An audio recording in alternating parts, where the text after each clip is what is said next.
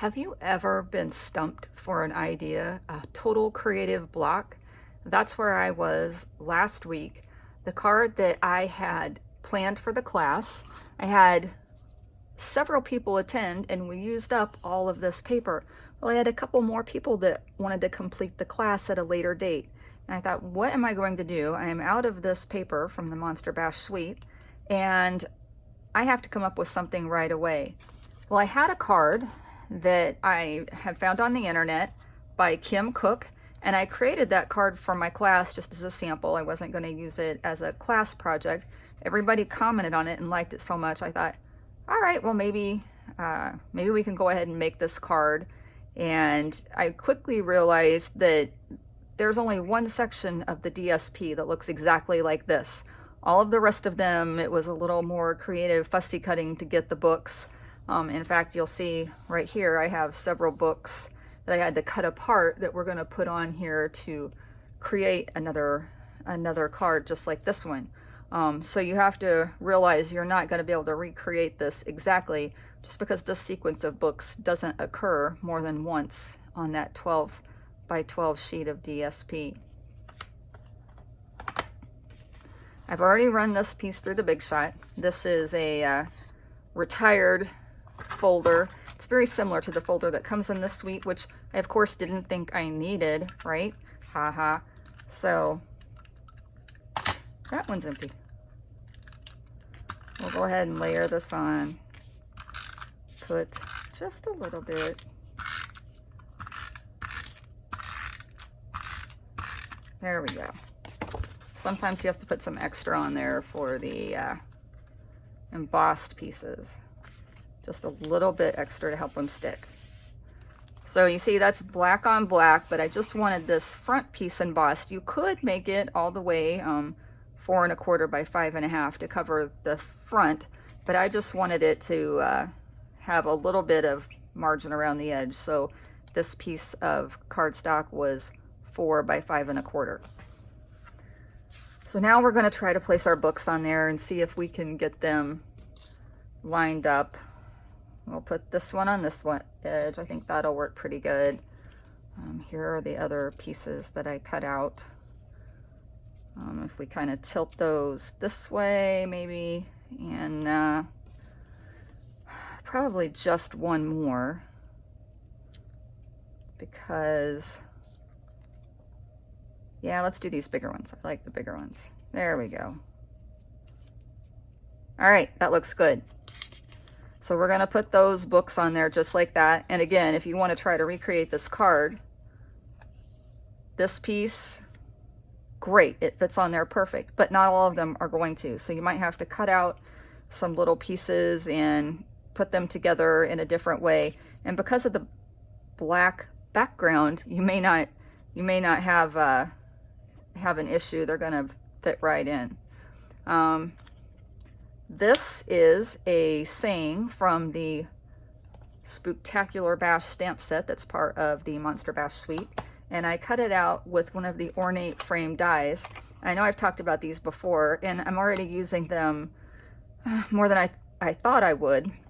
They're really cool. This one is what I use to cut out to have a Spooktacular Halloween. You can see it's got the little teeth that makes it look like a stitched die. Set that back over there. You could also use this piece that it was cut out of as a frame for another project. So set that aside. You never know what inspiration might strike you. You could emboss just this piece and lay it over. I don't know. I'll try to come up with something for that. All right. Just to give it a little bit of an aged look, Kim sponged on some ink, and I had to guess because there weren't instructions. So I'm going to use some Sahara sand simply because it was on the desk in my studio and was already using it for another project, and I thought, hey, let's just use it for this one too. So that's what we did. All right, so now that's just aged a little bit. Close this guy back up. And she layered, this is another piece of DSP, the one that I almost ran out of. I just had a few pieces left. Layered this right behind it. So that's going to go on right there. before I do anything, let's go ahead and use some adhesive to get those down. Put this one on the edge. There we go. Now these little books that are separate.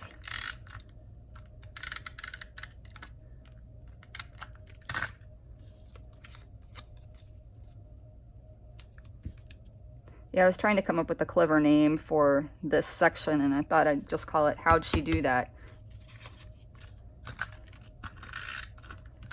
I'm always amazed by the creative genius that other stamp demonstrators will share, and I appreciate it very much. Again, if you are a demonstrator, you don't have to think up everything on your own. And if you do share someone else's design, always make sure that you give them the creative credit, because we can't do this all on our own. All right, just lay that right on top. All right, what are we forgetting? Oh, the kitty cat. All right, this punch is in the annual catalog, not the holiday catalog. And I'll make sure I get that centered in there. Pop it right out. Now we do have a stamp set where you could add a little face to the kitty. I chose to keep it spooky. Tell you what, let's use, oh, I wish I had my black dimensionals over here so I could show you, but I think they're upstairs. I had them for a display. All right, 2 dimensionals is all we need for the kitty. We'll put the kitty right here. Maybe back here a little bit.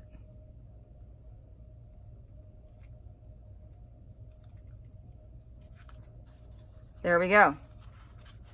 Now, I don't know if Kim decorated her inside or not, but this is what I put on the inside of mine. So if you want to recreate that too, all you'll need is a piece of white cardstock, and you can see it's going to lay in here. You could even layer another piece of cardstock behind it, maybe the terracotta tile, which is the ink we're going to use, or a smoky slate, something like that, or even a crushed curry, pumpkin pie. Any of those would be super cute. So we're going to use this So Glad We're Such Ghoul Friends. You could use the basic gray. We're going to use the Memento Black. I always like to walk that all the way across. Make sure we get it inked up really good. Hold that down for just a few seconds. Pick it straight back up. Don't rock it. I know it's hard. Try not to. And then the last ink pad that we're going to need is the terracotta tile. Ink that up. Isn't he cute, that little frog? I just think he's adorable. Alright, stamp that down, straight back up. And then again, we'll put some snail adhesive right here. And we're good to go. All right, so this was my quick, if you're a baseball person, pinch hit card. And again, thanks to Kim for coming up with the card. Again, it's Kim Cook at AV Crafting. This was her design up here on the front, and I just added a little bit inside, and I wanted to share that with you all and how you might recreate it if you have that Monster Bash paper. If you liked any of the products that you saw today, you can find them at cherylsmith.stampinup.net. We are having a transition to a new website tomorrow on September 11th, so if you have trouble accessing any demonstrator's website, that might be why. All right, everyone, have a good evening. And if there's a card that you see out there that you like some help deconstructing and creating on your own, send me a message and I'll see what I can do to help. Thanks. Bye.